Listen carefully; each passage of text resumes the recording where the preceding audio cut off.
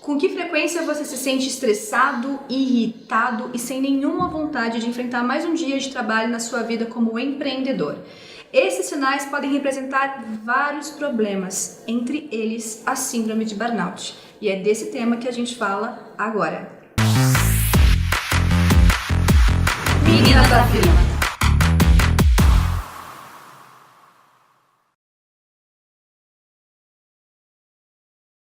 Bom, síndrome de burnout, que é um tema muito discutido atualmente e é um problema que decorre do esgotamento profissional. É como se o nosso corpo falasse assim: chega, cansei, não aguento mais.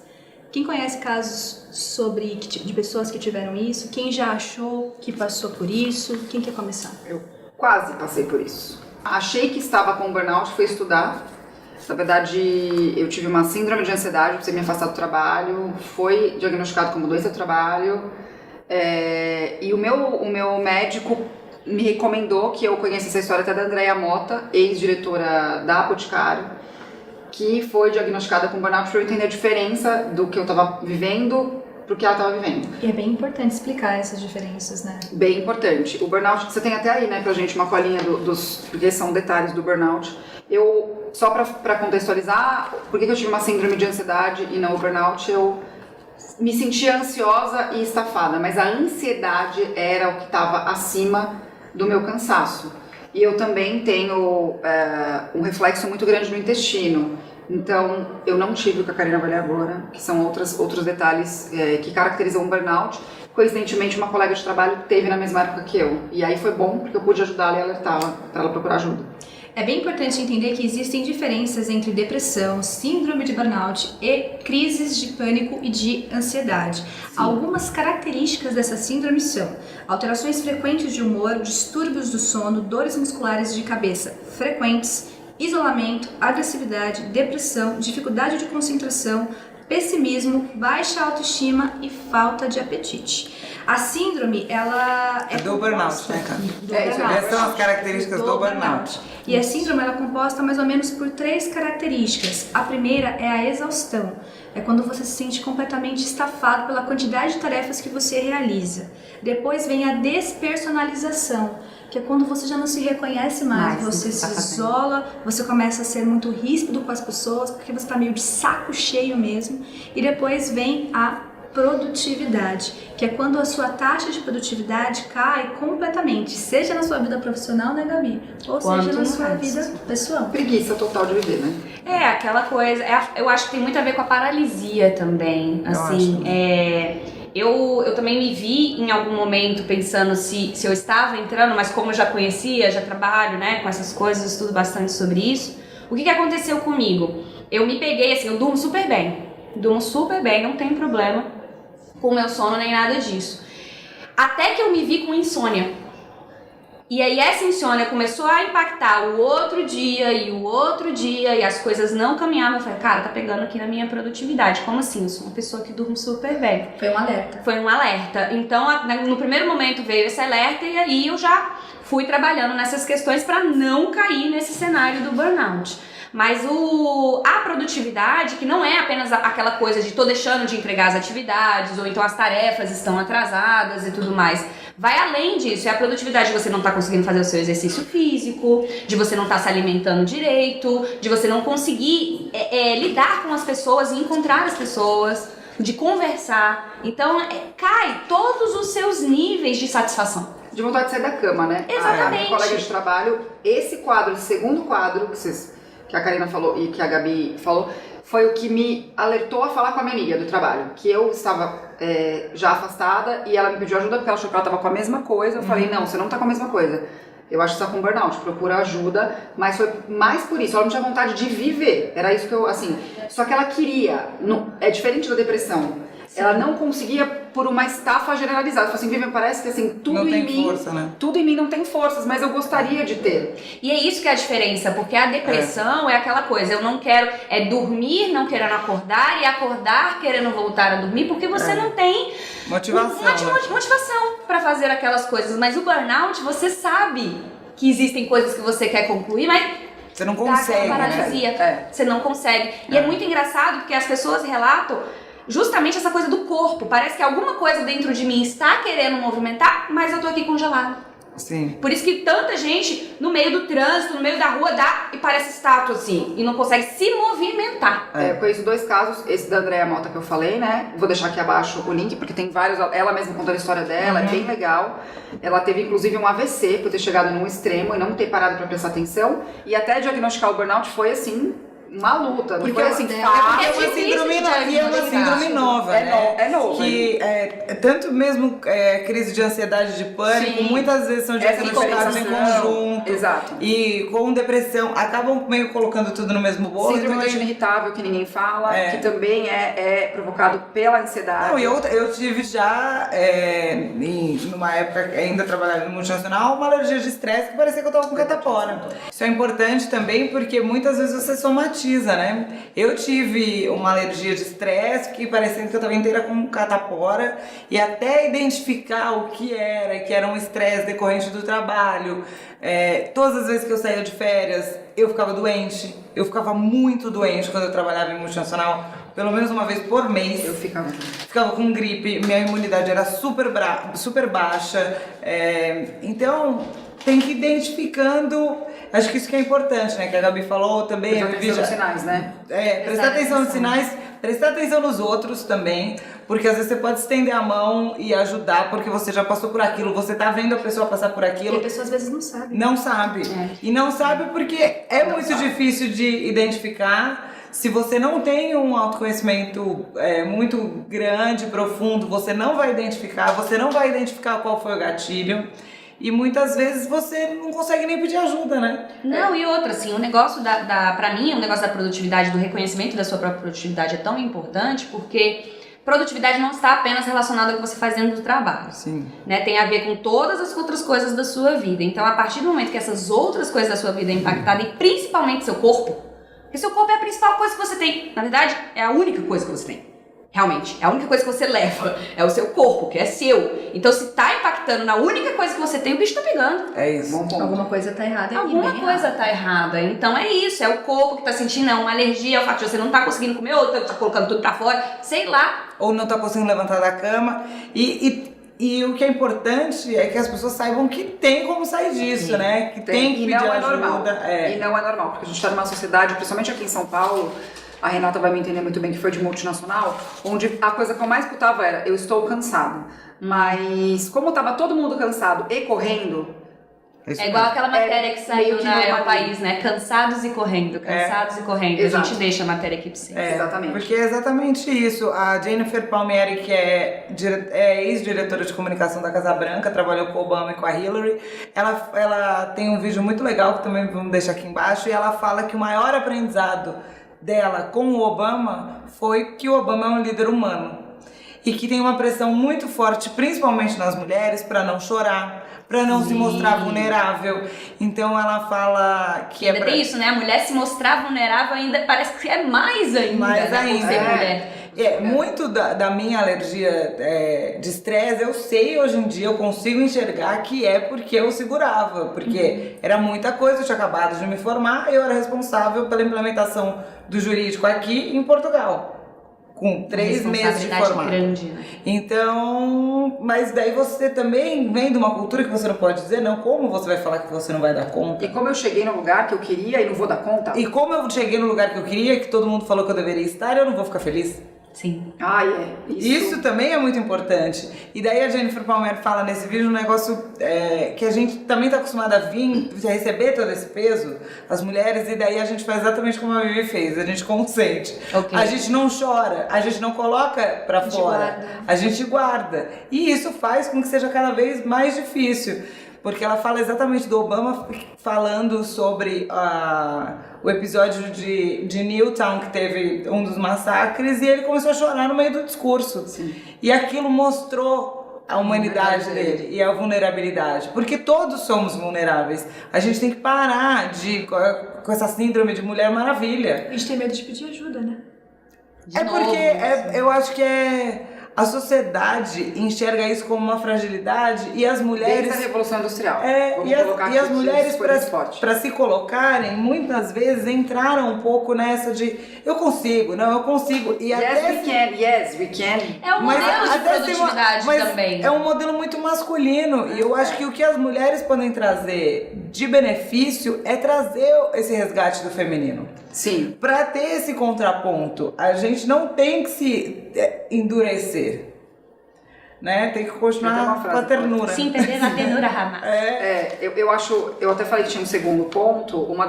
A gente perdeu uma amiga querida pro estresse. Ela morreu de estresse. E quando a gente contava isso, vai fazer 10 anos, as pessoas olhavam pra gente assim, né? Como pra mim, assim? Porque ainda mais 10 anos atrás ninguém falava sobre isso. Sim, ela morreu de estresse. Ela teve um apagão dirigindo. A vida dela era muito estressante. Ela era a Mulher Maravilha da família dela e somatizou toda aquela responsabilidade e ela apagou e não quis acordar mais. Nossa. O corpo dela não quis acordar Deu um shutdown. O corpo dá curto-circuito, é igual cai a chave geral, sabe? Ela Eu acho que é isso. Coma e não acordou mais. Cai a chave geral. É por isso que essa paralisia é quando você reconhece, assim, você olha. Esse shutdown é o momento de você parar pra pensar. Sim. E é importante, a gente vai falar em outro vídeo também sobre carga mental feminina, porque acho que junta todas essas coisas, né? Tem a ver. Estão relacionadas. A carga mental feminina põe um peso maior na mulher, a mulher não se mostrar vulnerável põe um peso maior na mulher também. E não pedir ajuda é mais um peso, né? Isso de não pedir ajuda, eu acho que honestamente, são homens e mulheres que não pedem ajuda. Sim. Tem um estigma ainda, infelizmente, de que psicólogo é coisa pra maluco, e não é, né, gente? Psiquiatra também, e não é também, porque é muito... É símbolo de força você pedir ajuda. Exatamente. É difícil pra caramba. Exatamente. E muitas vezes você tá doente. Assim como você pode ter uma dor no ombro... Você não vai pedir ajuda? Você não vai pedir ajuda, você não vai no ortopedista e tudo mais? Não pede nem pra dor no ombro. Mas é importante isso. É importante identificar que a depressão é uma doença e precisa ser tratada como tal, não com vários estigmas. E outra, a gente tá numa sociedade que as coisas não tendem a ficar menos aceleradas. Não. Muito pelo contrário. Infelizmente. É mais informação, é mais demanda, é mais atividade. E essa coisa da produtividade de fazer mais com menos ainda não acabou, ainda não morreu. Sim. Mas não funciona mais. Não funciona mais. Então esse modelo ou é quebrado a partir de uma iniciativa nossa, porque se a gente entrar na correria do mundo, o bicho vai pegar em algum momento. O mundo vai entrar em pânico. Porque O mundo passa por cima, né? Passa por cima. Passa. Vai tratorando mesmo. E aí é importante pra gente contextualizar. Esse termo, ele foi literalmente, né, a primeira vez que se usou esse termo foi em 1974, por um psicanalista americano, Herbert, por favor, Renata, quero ver. Filho dos nomes. Herbert Fraudenberg. O Fraudenberg. É alemão, aí já é Fraudenberg. E, na verdade, ele escreveu sobre o seu próprio adoecimento. Ele percebeu que ele estava em estafa, que ele estava trabalhando demais, absurdamente, e começou a escrever sobre isso. Porém, a gente começou a falar e ouvir mais sobre burnout de 2010 pra cá. Porque, né, as pessoas começaram a entrar num estresse, num ritmo acelerado tão intenso, e a pressão começou a ficar cada vez mais evidente, que as pessoas começaram a desabafar de várias formas. O problema é quando o burnout ele pode vir com depressão, com ansiedade, mas é muito importante ter o diagnóstico correto, porque não é um antidepressivo que vai simplesmente resolver o seu problema, entendeu? Não adianta você tomar um remédio e voltar para essa cultura acelerada. Tem todo... É um estilo de vida que tem que ser trabalhado para você contornar essa situação. Que tem que mudar. E aí fica aqui também uma observação. 30% dos trabalhadores brasileiros estão com a síndrome de burnout. Eu acredito que até mais. É muito. É muita gente. E aqui no Brasil, as leis brasileiras reconhecem como uma doença ocupacional. No caso, a pessoa pode pedir um afastamento e até se for empreendedor, né, Rê? Existe a possibilidade de você ser amparado. Sim, porque esse afastamento vai ser pelo INSS. Então, se você é MEI, você já recolhe o INSS com o pagamento dos impostos e nas outras categorias também, como simples. Então, você também pode pedir esse afastamento pelo INSS por auxílio-doença. E para cuidar da sua saúde. Vale a pena colocar aqui também que existem formas da gente se atentar com relação a isso. E acho que cada um pode falar um pouquinho, mas a primeira delas é: o seu nome não é trabalho. Você não é o seu trabalho, você é um ser que tem uma vida. E nessa vida você precisa de tempo para você, porque senão nada vai para frente. O que mais a gente pode colaborar? Acho importante falar que é tempo pra você, tempo para suas coisas pessoais também, pra ficar com os amigos. Outro dia uma amiga me falou que tem um estudo de Stanford até, falando que você ficar sozinho, a solidão, e não ficar muito tempo sozinho, como tem muitos casos, por exemplo, no Japão, de suicídio ligados a isso, é mais prejudicial do que fumar 10 cigarros por dia. Então, você ficar isolado, sozinho no sentido de isolado, só tendo conexão com as pessoas solitude, online. É solidão, é diferente, isso. né? Eu, por exemplo, gosto de ficar sozinha, Sim, lendo um pode diferenciar. livro. O problema não é esse, o problema é você só ter contato, vou colocar de outra maneira, você só ter contato com outras pessoas através do meio eletrônico. Você... É o que a Sherry Turkle fala, o olho no olho ainda faz muita diferença. É isso. E daí, o olho no olho faz também com que você perceba que às vezes aquele seu amigo não tá tão bem. Sim. Exatamente. E, claro, né, a gente tá aqui em 2019, a conexão é muito simples. Eu tenho muitas amigas que não moram no Brasil, então, claro que você vai usar a tecnologia para se aproximar dessas pessoas, é óbvio. Mas tem que fazer um esforço para se encontrar ao vivo também. Eu lembro que em 2005, eu acho que uma das minhas melhores amigas estava morando em Boston, a gente fazia happy hour pelo Skype. E daí era como se a gente estivesse no bar. E é isso, é tirar um tempo pra ficar próxima, pra abrir, pra falar com os amigos, falar, isso aqui não tá muito rotina, bom. né? O que eu posso dizer é que a solução do seu problema, sendo burnout ou qualquer outro problema, como eu tive de ansiedade, eu ainda, assim, eu não gosto de me rotular, mas eu tenho que prestar atenção porque eu tendo a ser uma pessoa mais ansiosa. Não foi à toa que eu trabalhei com inovação, eu tô pensando... é muito engraçado, quando a gente conversa aqui, eu até falo, não, eu já tô pensando lá, eu já tô pensando, e é verdade. Mas a solução do seu problema não vai estar no achar um trabalho que você ame. Porque se você achar um trabalho que você ame, você vai querer trabalhar mais ainda. E não vai entender que você tem que parar um pouco. É mais difícil ainda. É mais difícil. O que eu vejo é muito essa solução agora, de 2000, né, e 15 pra cá, pra até 19, que... não, o segredo está em fazer o trabalho da sua vida, encontre um trabalho que você ama e nunca mais você vai trabalhar. Que é mentira isso, gente, é mentira. Você vai trabalhar e é um desafio maior ainda você entender que existe esse limite. Pegando o gancho muito do que a Renata falou, do que a Karina falou, você não é o seu trabalho, o seu nome não é trabalho, mas não se engane que achar o trabalho que você ama, você não vai trabalhar, você vai trabalhar e você vai precisar contratar a Gabi pra te ajudar a dividir esse tempo. E incluir na sua rotina tempo pra você. E é bom lembrar que mesmo o trabalho que você ama vai ter coisa chata. Não é assim, porque todo mundo não é pra trabalhar o dia inteiro também. Todo mundo fala isso do achar o propósito, trabalho que você ama. Parece que vai resolver todos os seus problemas. Não vai. E daí você atinge às vezes um negócio e fala, mas eu não continuo não estando feliz, né? Exatamente. Tem que aprofundar ali, entender por que tá se sentindo assim, né? Porque eu conheço muita gente que faz isso. No final das contas, pra mim é isso, assim, é entender que o trabalho é parte da sua vida, ele não é a sua vida.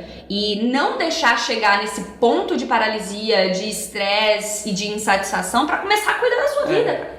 Porque é aquilo que eu falei, o seu corpo é a sua morada, é a coisa principal que você tem. Então, realmente, prestar atenção no período de silêncio, para você meditar que seja, ficar paradinho tomando seu café, conversar com as pessoas, fazer um exercício físico, cuidar da sua alimentação, tudo isso é parte do seu trabalho.